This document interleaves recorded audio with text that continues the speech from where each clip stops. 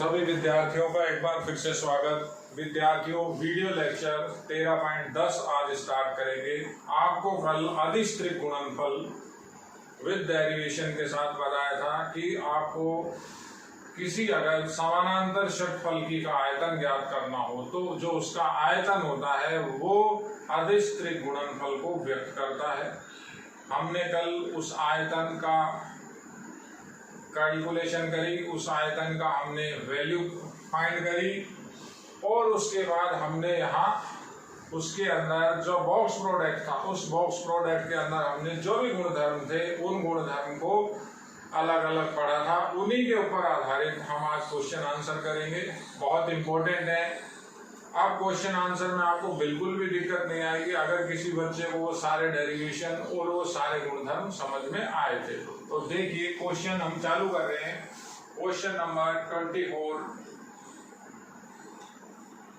Simple question है।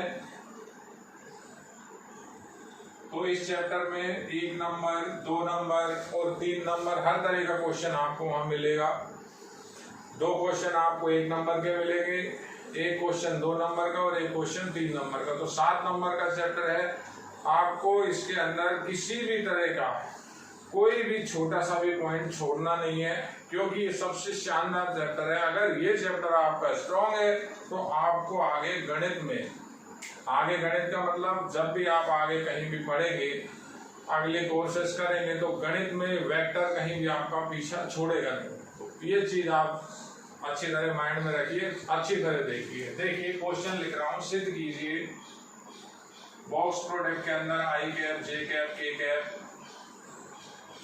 Plus जे cap, के cap, आई cap plus अगला बॉक्स प्रोडक्ट बना रहा हूं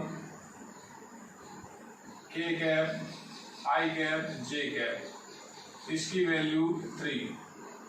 ये सिद्ध कर पा रहा है। देखिए अब कल आपको बताया था जो बॉक्स प्रोडक्ट होता है वो समानांतर षटफलकी के आयतन को व्यक्त करता है।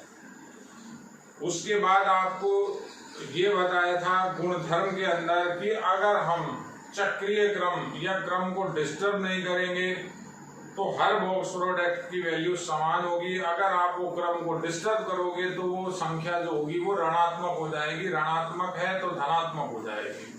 किस तरह से करेंगे देखो, सॉल्यूशन के अंदर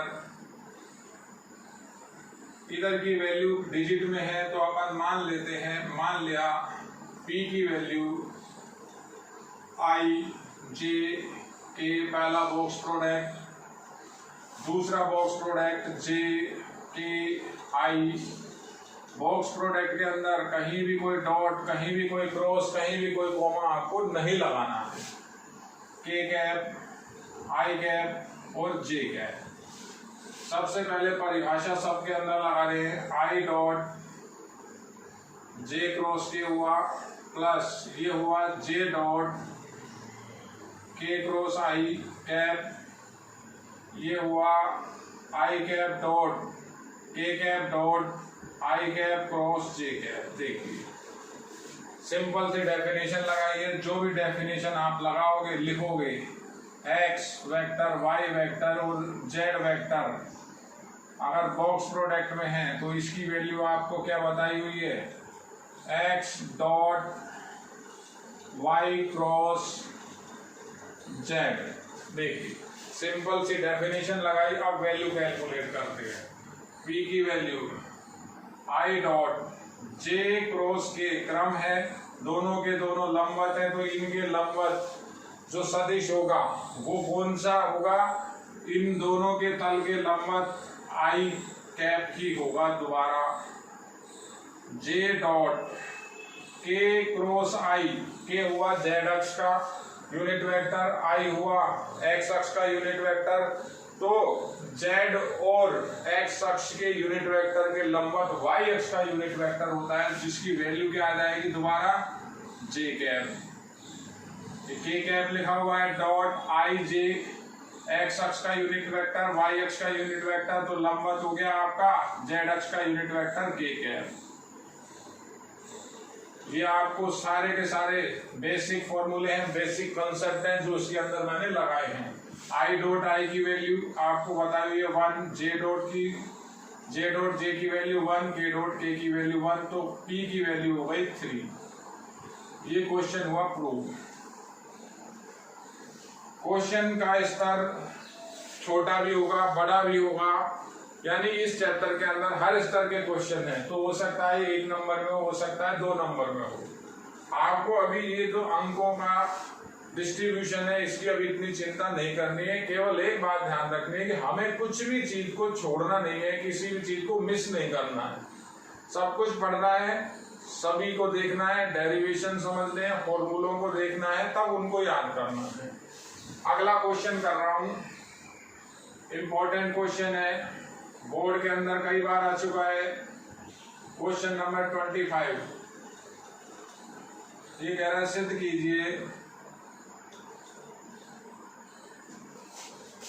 कीजिए बॉक्स प्रोडक्ट के अंदर a plus B, B vector plus C vector, C vector plus A vector 2020 में आया हुआ है, 2018 में आया हुआ है, कई बार ये आ चुका है। यही क्वेश्चन बार बार इस तरह के क्वेश्चन आते हैं। तो इन किसी भी क्वेश्चन को आपको छोड़ना नहीं है, बहुत तरीके से देखना है। इसकी जो वैल्यू बनती है वो बनेगी 2a, b और c बॉक्स प्रोडक्ट के अंदर, यानी एक वॉल्यूम को इस दूसरी फॉर्म में कन्वर्ट करना है। ये भी एक आयतन दिया हुआ है, ये भी एक आयतन दिया हुआ है, ये आयतन डबल है इस आयतन के। अब देखिए शानदार सवाल है, इंपॉर्टेंट सवाल है। यही का यही सवाल एक क्रॉस प्रोडक्ट में भी आएगा। अभी a cross b, b cross c cross a, इसकी वैल्यू हम वहां कंसीडर करेंगे a vector, b vector, c vector का 2 टाइम इनटू यानी होल स्क्वायर। तो ये अभी मैं आपको आगे बताऊंगा। इसमें आपको सदिश त्रिक गुणनफल काम में लेना होगा। तो पहले ऊपर वाले क्वेश्चन की बात कर रहे हैं, लिख इसलिए दिया कि दोनों क्वेश्चन एक ही तर्ज में है, एक ही बात, उनके अंदर समानता है, इसलिए वो भी आपके लिए लिख दिया था। देखिए किस तरह से करेंगे। इस वैल्यू को, एक साइड की वैल्यू को ले दें, इंपॉर्टेंट है, अच्छी से देखना है। इसे मैंने t की वैल्यू मान लिया कि t equals to a vector, b vector plus c vector और c vector plus a vector. तो t की जो वैल्यू बनेगी, आप सिंपल, सबसे पहले आप बॉक्स प्रोडक्ट का जो सिंबल है उसको आप किसमें लिखेंगे, अदिश त्रिक गुणनफल में। तो पहले का तो dot a vector plus b vector dot product और इन दोनों वेक्टर का cross product b plus c cross product c plus a। ये पहली बात। नेक्स्ट अगली बात, अब ये आपको इंटू करना है, या तो आप इसको मान के इंटू करें। मान के कैसे करें, एक इनमें से किसी भी एक ब्रैकेट को आप कोई नाम दे दीजिए और फिर मान के करिए, या आप डायरेक्ट भी इंटू कर सकते हैं। सावधानी क्या रखनी पड़ेगी, देखिए मैं लिख रहा हूं t equals to a vector plus b vector dot product, dot और क्रॉस बिल्कुल क्लियर दिखने चाहिए, डॉट और क्रॉस बिल्कुल क्लियर दिखने चाहिए। अब कैसे इंटू करेंगे, पहले इस b वेक्टर का क्रॉस प्रोडक्ट कराएंगे यहां, तो क्या आएगा b क्रॉस c। देखिए b वेक्टर का क्रॉस प्रोडक्ट c से, b वेक्टर का क्रॉस प्रोडक्ट a से, क्या आएगा, तो प्लस कहां से आ रहा है, ये वाला प्लस उठा रहे, b वेक्टर का क्रॉस प्रोडक्ट a से, इस b का काम फ्री। अब इस c को उठाएंगे, c वेक्टर का क्रॉस प्रोडक्ट c से, c क्रॉस c प्लस इसको लिया। अब इस c वेक्टर का a वेक्टर से क्रॉस प्रोडक्ट, तो c vector cross a vector. देखिए जैसे साधारण गुणा होता है वही गुणा है, लेकिन जिस तरह का प्रोडक्ट है, डॉट है तो डॉट आता है यहाँ, क्रॉस है तो क्रॉस आया है। गुणा को समझिए, ये लाइन, पहली लाइन इंपॉर्टेंट। मैं अब आगे ऊपर लिखूंगा। देखिए अब हमारे पास इनमें से इस एक की वैल्यू तो हो जाएगी 0। क्यों हो जाएगी, समान सदिश का सदिश गुणनफल शून्य होता है। क्यों होता है? क्योंकि दोनों समानांतर हैं। तो समानांतर है तो थीटा की वैल्यू 0, साइन थीटा का फॉर्मूले के अंदर मान रखेंगे तो साइन 0 की वैल्यू 0। आगे देखिए कैसे इसका सॉल्यूशन निकलेगा, बहुत इंपॉर्टेंट क्वेश्चन है। देखिए तो टी वेक्टर की value,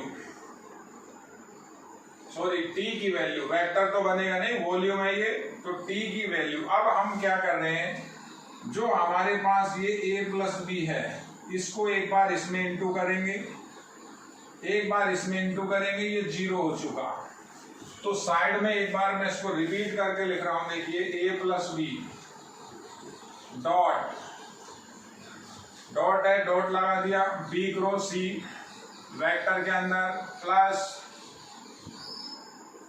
b cross a vector के अंदर और प्लस ये तो शून्य हो गया, c क्रॉस c तो c क्रॉस a, ये भी वेक्टर। बिल्कुल क्लियर।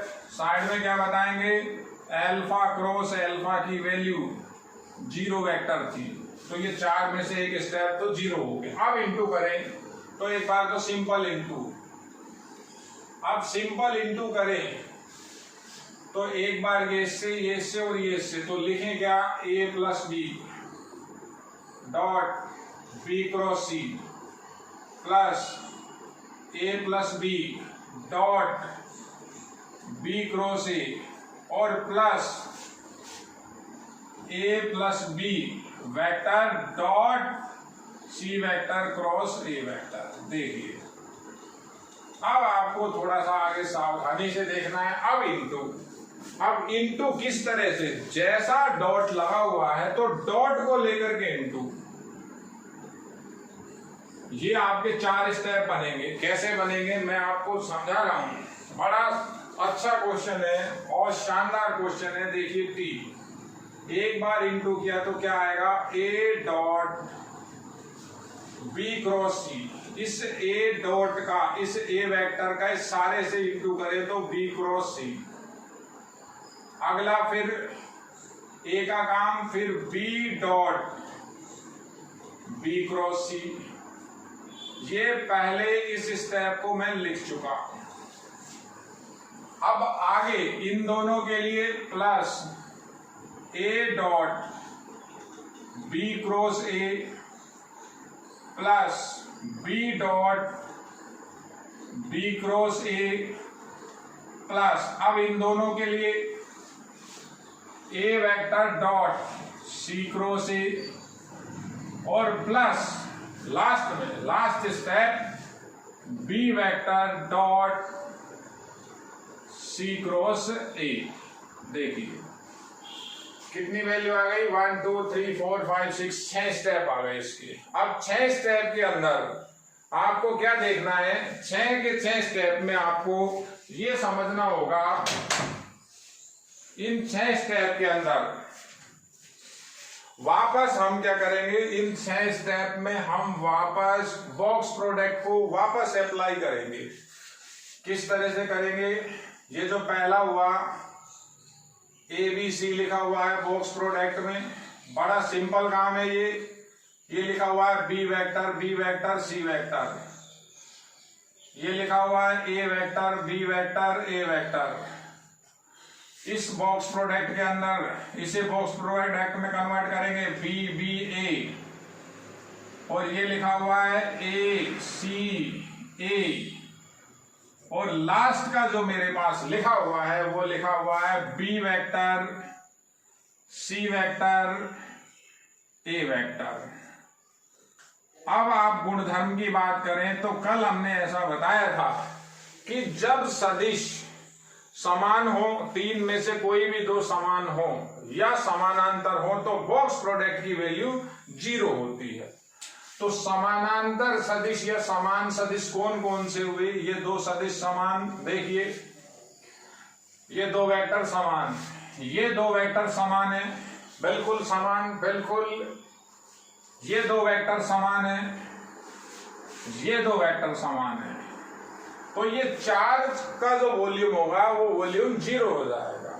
समान का मतलब ये होता है कि जो हाइट थी, जो एक सदिश हाइट को निरूपित कर रहा था, वो हाइट खत्म हो गई, तो क्षेत्रफल में कन्वर्ट हो गया, यानी वॉल्यूम रहा नहीं, वॉल्यूम 0 हो गया। तो 2 बचे, तो टी की वैल्यू क्या आई, ए vector, B vector, C vector, plus एक लास्ट का बचा बी वेक्टर, सी वेक्टर, ए वेक्टर। अब इसका रीजन दे रहे हैं, किसी भी तरीके से रीजन दे सकते हो, अल्फा बीटा अल्फा की वैल्यू 0, क्योंकि दोनों के दोनों समान। उसके बाद अगला गुणधर्म क्या लगाएंगे, जब चक्रीय क्रम आप नहीं बदल रहे तो इनको किसी भी क्रम में लिख सकते हो, यानी ये तो ऐसा कैसा लिखा रहने देंगे, ए vector, B vector, C vector. अब देखिए इसको कैसे लिखेंगे, ए को पहले लिखें, ये देखिए ए के बाद बी आ रहा है, क्रम नहीं टूट रहा, फिर बी के बाद सी आ रहा है, तो ये दोनों इक्वल हो गए। यहाँ इसका आप गुणधर्म बताओगे, क्या बताओगे, अल्फा बीटा और गामा किसके इक्वल होते हैं, आप कैसे भी बता दो, पहले आप बीटा लिख दो, तो बीटा के बाद गामा और फिर अल्फा, यानी क्रम परिवर्तित किए बिना इनकी स्थितियां बदल सकते हैं। तो ये दोनों के दोनों सेम हो गए, डबल हो गया, टी की वैल्यू हो गई 2, ए vector, B vector, C vector. ये आपका प्रूफ है। ये भी बहुत इंपॉर्टेंट क्वेश्चन है, कई बार ये आता ही रहता है। ये देखिए आप, इसके बाद अपन बात करते हैं अगले क्वेश्चन की। देखिए विद्यार्थियों, 2 क्वेश्चन के बाद अब आप बोर्ड पे देखिए, एक बार बोर्ड पे लिखा हुआ है 3 समानांतर, यानी समानांतर ना हो, सब अलग अलग, और अशून्य, कोई भी 0 ना हो, सदिशों के समतलीय कोप्लेनर, यानी एक ही तल में हो, उसका क्या प्रतिबंध आता है, उसकी क्या कंडीशन है, उसको अपन को समझना। मैंने कल आपको ये बताया था कि जो हमारा समानांतर षटफलकी का आयतन होता है, देखिए एक बार आप थोड़ा सा इसको रिवाइज भी करना पड़ेगा, तभी आपको ये क्लियर होगा। समानांतर षटफलकी के अंदर ये मेरे पास कोई समानांतर षटफलकी है, इसकी मैंने 3 आसन कोरों को, एक कोर ये हो गई, दूसरी कोर तो यहाँ तक है, ये पॉइंट तक कोर एंड हो जाती है, ये पॉइंट पे कोर एंड हो गई, इनको मैंने वेक्टर से रिप्रेजेंट किया था। ऐसा बताया था आपको, ये ए वेक्टर, ये बी वेक्टर और ये सी वेक्टर। अगर ये समानांतर षटफलकी की सदिश कोरों को निरूपित करते हैं तो जो इसका वॉल्यूम होता है, वॉल्यूम हमने ये निकाला था, बॉक्स प्रोडक्ट उसका संकेत था, फॉर्मूला था ए वेक्टर डॉट बी क्रॉस सी। ये अपनी पुरानी बात। अब अपन बात कर रहे हैं समतलीय की, कोप्लेनर की। अब कोप्लेनर को आप कैसे समझोगे, देखिए इसके अंदर जो 2 वेक्टर हैं वो एक ही समतल में है, वेक्टर ये बी और ये वेक्टर सी। बी व सी का तल समान है। अब समान क्यों है, जैसे 3D स्ट्रक्चर है, एक्स अक्ष हुई, एक वाई अक्ष हुई और एक जेड अक्ष हुई, तो एक्स और वाई अक्ष एक ही तल में होती है, दो के पेड़ में वो तलें एक अक्ष में, एक समतल के अंदर होती है।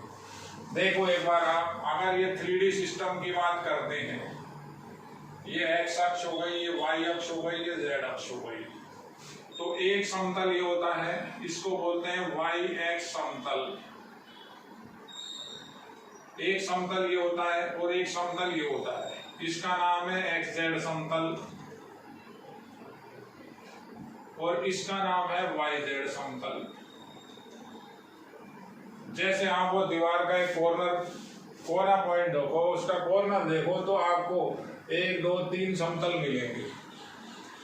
तो यहाँ पर ये बी और सी एक ही समतल के अंदर है, अब अगर तीनों सदिश समतलीय हो तो क्या करना पड़ेगा आपको, जो ये वाला वेक्टर है इसको भी इसी समतल में आना पड़ेगा।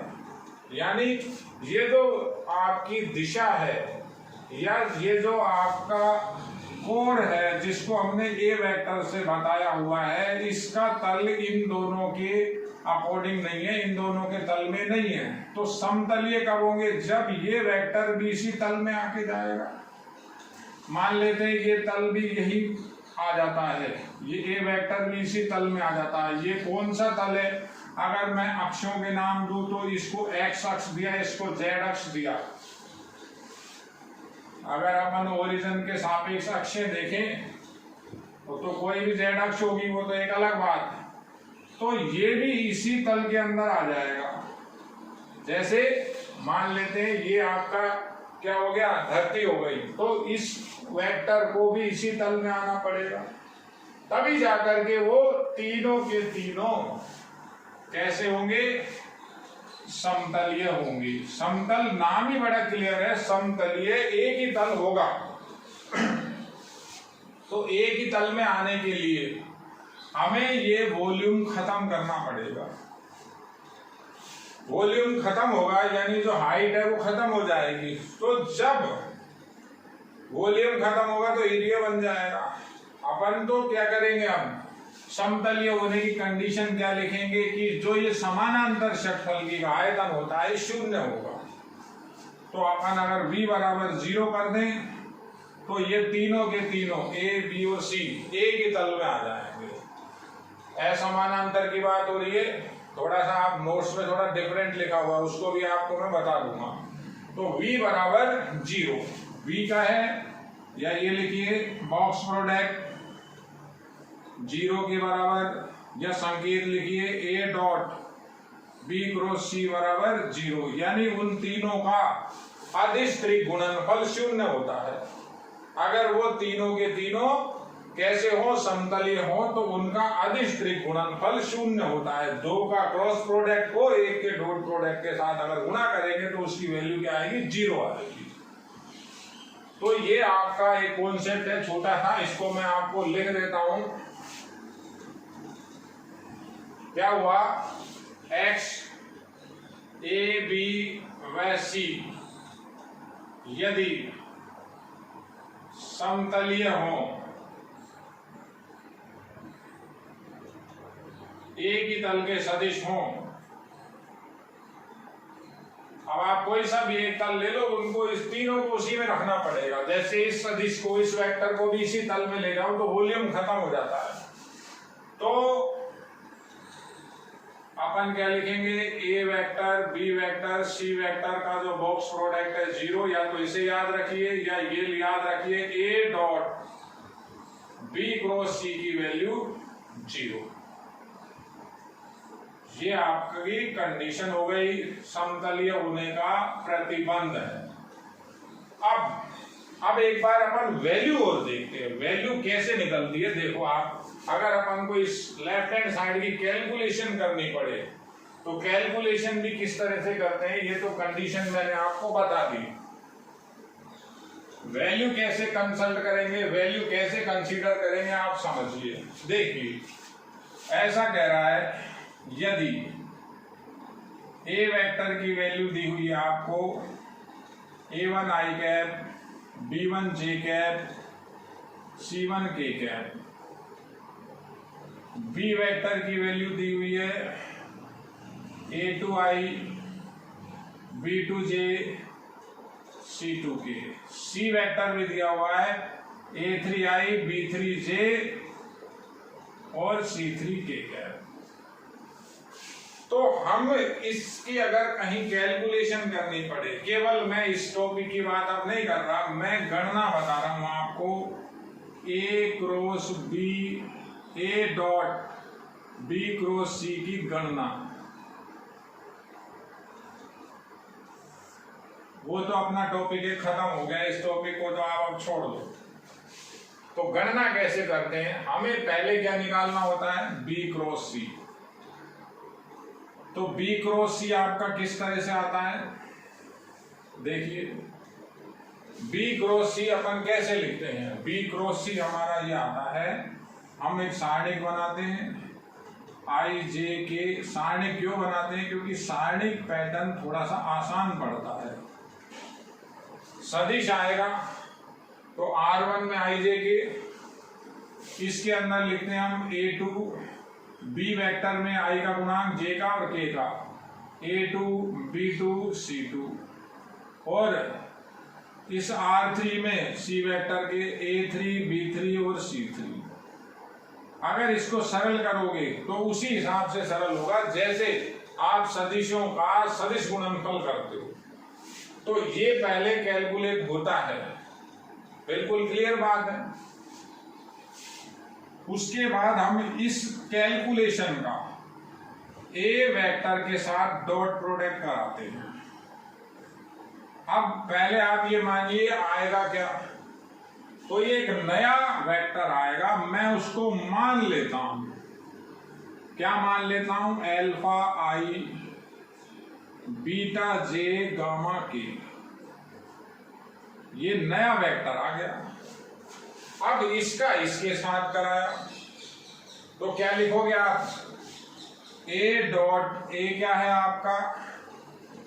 A1 आई B1 जे C1 के का डॉट प्रोडक्ट करना है अल्फा आई बीटा जे कैप और गामा के कैप से। तो A dot B cross C, A1 alpha हो जाएगा, B1 बीटा हो जाएगा और C1 गामा हो जाएगा। I dot I 1, J dot J 1, K dot K 1, बाकी के सब जीरो डॉट प्रोडक्ट में। तो ये आपका एक संख्यात्मक मान आएगा, वॉल्यूम है ये। वॉल्यूम किसका है? समानांतर षटफलकी का। ये पैटर्न क्या है? थोड़ा सा बड़ा है, बड़ा है। अब क्यों बड़ा है वो भी आपका मैं कारण बताऊंगा, उसको भी मैं आपको करके बताऊंगा। तो हम क्या करेंगे, हम इसकी सीधी कैलकुलेशन भी कर सकते हैं। ए डॉट बी क्रॉस सी की वैल्यू आप ऐसे लिखोगे, देखो अगर केवल एक बी क्रॉस सी होता है तो हम क्या लिखते हैं, यहाँ R2 में बी के आई जे के, R3 में सी के आई जे के गुणांक, तो ऐसा लिखते हैं A2 B2 C2। फिर वहां लिखते हैं A3 B3 C3, और यहां लिखते हैं आई जे और के, आई कैप जे कैप के कैप, यही बताया हुआ है आपको। लेकिन आप अगर यहां डॉट प्रोडक्ट और लगा रहे हो और ए वेक्टर और है, तो इसका सबसे अच्छा तरीका है, आई जे के तो कहीं आएगा ही नहीं, संख्यात्मक न्यूमेरिकल वैल्यू आएगी। तो यहां जो आप आई जे के की तरह, यानी एक सीक्वेंस चल रही है ए, तो R1 में ए के गुणांक, आई का गुणांक, आई कैप का, जे कैप का, के कैप का, R2 में बी वेक्टर में आई का गुणांक, जे का गुणांक, के का गुणांक, और सी वेक्टर लिखा हुआ है कहाँ? R3 में आई कैप, जे कैप और के कैप के गुणांक लिखिए। आप इस फॉर्मूले को लगाइए, ये थोड़ा सा आसान है, बात वही है। इसमें क्या है, काम थोड़ा सा बढ़ गया। पहले एक वेक्टर आया, फिर उसको दूसरे वेक्टर के साथ हमने डॉट प्रोडक्ट कराया, फिर रिजल्ट आया। इससे सीधा ही रिजल्ट मिल जाएगा। यानी अगर जब इसकी आप कैलकुलेशन कर लोगे, अभी मैं क्वेश्चन करके बताता हूं आपको, तो जब इस सारणी को आप सरल करोगे किसी भी विधि से, तो आपका डायरेक्टली आ जाएगा A1 अल्फा, B1 बीटा और C1 गामा। ये आपको मैं बताना चाह रहा हूं, ये इंपॉर्टेंट है, ये सूत्र को आप याद रखिए। अब बात कर लेते हैं एक बार दोबारा इसी के अंदर, अगर सब के सब समतलीय हो तो इस सारणी का मान क्या होता है? 0 होता है। ये सारणी कहां से बनेगा? सारणी जो आपको ये मिलेगा, ये आपको दे देगा वो तीनों सदिश, कह देगा तीनों सदिश आपस में समतलीय हैं। सिद्ध कीजिए समतलीय। तो आपको इस सारणी को स्टार्ट करना है, 0 बनाना है। और कई बार क्वेश्चन कैसे चेंज करता है, सुनिए आप बातों को समझिए। क्वेश्चन तो कैसा भी आ जाए, अगर आपकी थ्योरी क्लियर है क्वेश्चन हो जाएगा। जैसे ये A1 कोई संख्या है, इस A1 की जगह उसने आपको दे रखा है यहाँ L, कह रहा है L का मान ज्ञात कीजिए यदि ये तीनों के तीनों समतलीय हैं। तो अब आपको ये समीकरण लेके चलनी है, यहाँ L आ जाएगा और ये सब संख्या मिलेगी, जैसे कोई 5, 2, 4, -1, 9, 2, 3, 0। तो सरल करेंगे तब बराबर में 0 लेके चलेंगे, ये बराबर में 0 चलता रहेगा, तो आपका L आ जाएगा। मैं इसी के ऊपर आपको 2 क्वेश्चन बता रहा हूं। समतलीय की कंडीशन याद रखिए आप। समतलीय की कंडीशन क्या होती है, वॉल्यूम जो होता है समानांतर षटफलकी का वो 0 हो जाता है, 0 वॉल्यूम कर दीजिए। तो ये जो तीनों के तीनों सदिश थे आपके, ये एक ही प्लेन में आ जाएंगे। ठीक, इसके बाद आप क्वेश्चन नंबर देखिए, 2 क्वेश्चन अभी इससे पहले 24वां 25वां किया था, अब 26 और 27 देखिए एक ही साथ। देखिए क्वेश्चन आप देखिए विद्यार्थियों, क्वेश्चन नंबर 26 और 27 नोट्स में क्वेश्चन 27 और 28 के नाम से है, वो कोई फर्क नहीं पड़ता उस चीज से। क्वेश्चन देखिए आप, 26वें सवाल के अंदर कह रहा है लैम्बडा के किस मान के लिए ये 3 सदिश परस्पर समतलीय हैं। अब समतलीय सिद्ध करने इस क्वेश्चन में पहले तो कह रहा है कि आपस में समतलीय हैं, समतलीय दिया गया है, तो लैम्बडा का मान बताओ। उस क्वेश्चन के अंदर कह रहा है 4 बिंदु हैं, सिद्ध करो कि ये समतलीय हैं। अभी इसकी बात अपन बाद में कर लेंगे। 4 बिंदु को हम 3 सदिश में कैसे बदलते हैं वो मैं भी बाद में बता दूंगा, लिख के छोड़ रखा है। पहले इसी सवाल की बात करिए कि लैम्बडा का कौन सा मान होगा जिससे ये सब के सब परस्पर समतल में हो जाए। तो अपन क्या करेंगे, समतलीय है ये, तो हमें तो लैम्बडा का मान निकालना है। अब समतलीय की कंडीशन आपको क्या बताई थी अभी, कि जो वॉल्यूम होता है वो 0 होता है। वॉल्यूम क्या होता है, वॉल्यूम बॉक्स प्रोडक्ट से लिखा जाता है, वो 0। या तीसरा संकेत, ये संकेत है, ये आयतन हो गया। अब तीसरा जो फॉर्मूला है A.B क्रॉस C की वैल्यू 0 आपको यहाँ पर दी गई है, ये आपको दिया हुआ है। पहले तो ये बात आपको समझनी है। इसको लगाओ और लैम्बडा की वैल्यू निकालो। अब कैसे करेंगे, जो मैंने आपको नोट्स भेजे हुए हैं, जो PDF फाइल है, PDF फाइल के अंदर थोड़े से बड़े पैटर्न से निकाल रखा है। कैसे निकाल रखा है वो भी बढ़िया चीज है, उसको भी समझिए, इसको भी समझिए। वहां आपको टाइम देखना पड़ेगा, कितना टाइम है, कितने टाइम में आपको करना है। वहां पहले मैंने B क्रॉस C की कैलकुलेशन कर रखी है। इस कैलकुलेशन को कैसे करी थी, IJK लगा करके, और A.B क्रॉस C का मान फिर बाद में निकाला था, जिसकी बात मैंने अभी थोड़ी देर पहले करी है। आपको वो चीज मैं समझा चुका हूं। तो कैसे भी कर सकते हैं आप, वो आपके ऊपर डिपेंड करता है, लेकिन लिखना बड़ा तरीके से है, काम बड़ा साफ सुथरा करना है, नंबर आपका आधा भी नहीं करना चाहिए। कैसे करेंगे, ऐसा दिया हुआ है क्योंकि तीनों नाम भी इसने मान रखे, हमें लिखने की जरूरत नहीं है। A मान रखा है, B मान रखा है, C मान रखा है। तीनों सदिश परस्पर समतलीय हैं, अतः पहला ऐसा लिख दो V0, फिर उसको फॉर्मूला जो संकेत है वो बता दो, और अब ये लिख दो A.B cross C। A, B और C की ही टर्म में दे रखा है। अब इसकी वैल्यू कैसे निकालते हैं अभी बताई थी आपको। एक सारणी बनाना है, सारणी के अंदर सबसे पहले A लिखा हुआ है, A में IJK के गुणांक, आई कैप का गुणांक, जे कैप का गुणांक, के कैप का गुणांक। देखिए बी में आ जाइए आई कैप का, जे कैप का, के कैप का। सी में आइए 3 लैम्बडा 5 बराबर 0। ये समीकरण चलेगी, ये दे रखा है, ऐसा आपको दिया हुआ है, तीनों के तीनों समतलीय हैं। तो लैम्बडा क्या होगा, आप इसको सरल करें, सिंपल काम है, लैम्बडा की वैल्यू आ जाएगी। सरल आप किसी भी विधि से करिए, चाहे तो आप इसमें कोई प्रसार लगाइए, चाहे इसमें कोई कॉमन लीजिए, चाहे सारूस विधि लगाइए, चाहे सीधा कीजिए, ये आपके ऊपर डिपेंड करता है। मैं इसको थोड़ा सा तरीके से कर रहा हूँ। मेरा मानना है 3 नंबर में क्वेश्चन आए तो क्वेश्चन में नंबर नहीं कटे।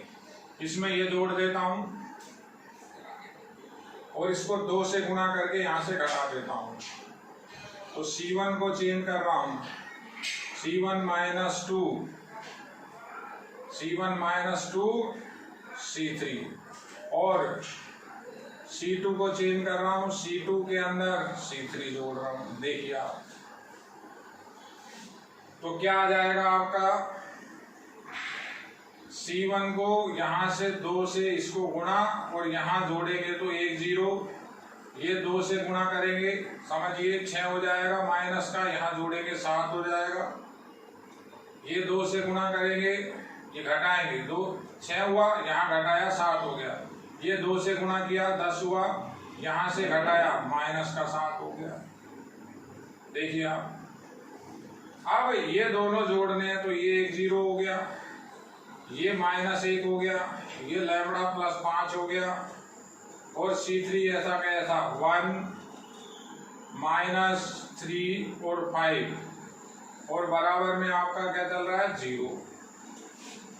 यहाँ भी यह लगाइए। अब आगे लास्ट में क्या करना है, इसका R1 के सापेक्ष प्रसार कर दीजिए। R1 है, प्रसार करें, तो लिख रहा हूं मैं R1 के सापेक्ष प्रसार। R1 के सापेक्ष प्रसार कैसे होगा, ये खत्म प्लस माइनस प्लस, यानी ये बचेगा 7 माइनस 1 माइनस 7 और लैम्बडा प्लस 5, यानी 2/2 का एक सारणिक आ गया, बराबर में 0 चल ही रहा है। चाहे तो यहाँ से माइनस 7, ये 7 भी कॉमन ले सकते हैं, तो यह आया 1 minus 1 lambda plus 5 equals to 0। 7 0 के इधर भाग दे सकते हैं, 7 खत्म, या बाद में जैसा आपका वहाँ सिस्टम बैठता है। इधर गुणा करें, lambda plus 5 minus minus plus हुआ, एक अपना माइनस, तो यह लैम्बडा प्लस 4 की वैल्यू 0 और लैम्बडा की वैल्यू -4। लैंग्वेज क्या लिखनी है, लैम्बडा बराबर -4 के लिए, लैम्बडा बराबर -4 के लिए तीनों सदिश समतलीय हैं, समतलीय हैं। देखिए दूसरा जो आपको तरीका लिखा हुआ है नोट्स में मिल जाएगा आपको, नोट्स के अंदर वो 27वां क्वेश्चन है। अब इस 27वें क्वेश्चन की बात करते हैं। इसमें कह रहा है कि समतलीय सिद्ध कीजिए। तो समतलीय कैसे सिद्ध करेंगे, 4 बिंदु हैं, ये तो 3 सदिश थे। पहले आपको मैं इसका डायग्राम बनाता हूं। 4 बिंदु आप एक समतल में कहीं भी बनाइए, कैसे भी, जैसे मन करता है। ये एक बिंदु, ये दूसरा बिंदु, A, B, C और D, कहीं भी।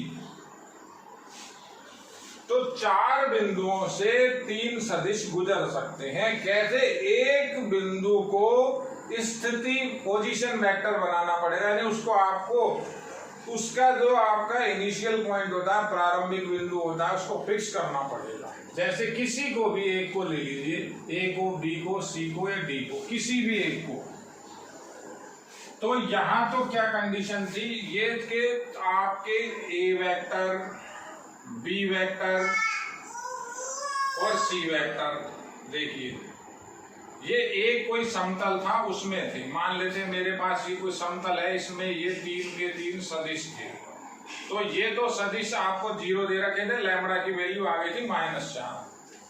अब ये कहता है कि ये चारों बिंदु एक ही समतल में इस प्लेन के अंदर हैं, ये मान लेते हैं कोई समतल है।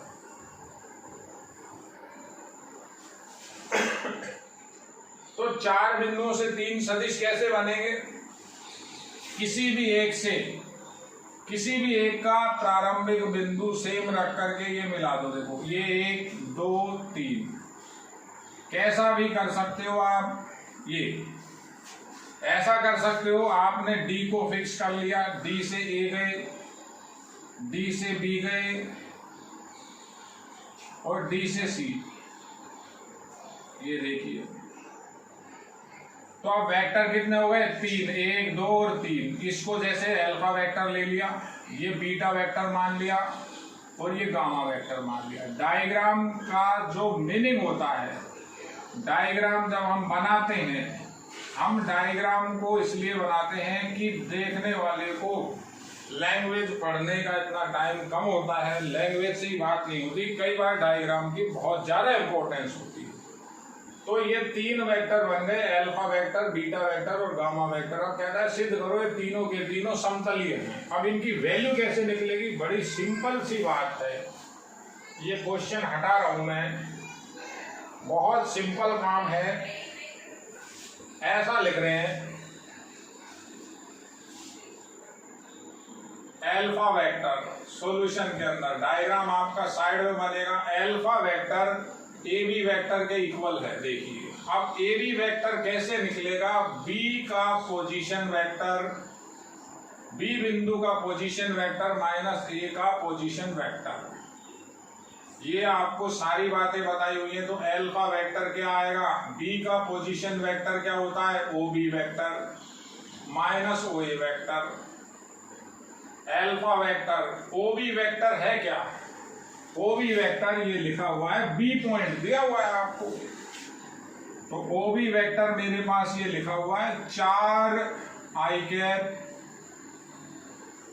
2 i cap 4 j cap 6 k cap. ऐसे ही मेरे पास ओ ए वेक्टर भी दिया हुआ है 4 i cap 8 j cap 12 k cap. ऐसे मेरे पास सी वेक्टर भी दिया हुआ है 3 i cap 5 j cap 4 k cap. और लास्ट में ऐसे ही मेरे पास ओडी की वैल्यू भी दी हुई है। ओडी की वैल्यू क्या दी हुई है? ओडी वेक्टर है 5 i cap 5 i cap 8 j cap और 5 k कैप। तो ये वैल्यू यहां रखेंगे। सिंपल काम, बिल्कुल सिंपल। तो बी में से एक हटाएं, ये बी में से एक हटाएं तो क्या आएगा? माइनस का 2 i कैप, देखिए माइनस का 4 j कैप और माइनस के 6 k कैप। अब बीटा वेक्टर क्या लिखोगे आप? बीटा क्या हुआ? बीटा वेक्टर AC वेक्टर के इक्वल है। AC का मतलब OC माइनस OA। तो beta vector C vector OC में से OA माइनस करेंगे तो क्या आएगा? ये माइनस करा तो माइनस का i कैप। कैसे माइनस करना है? OC में से OA।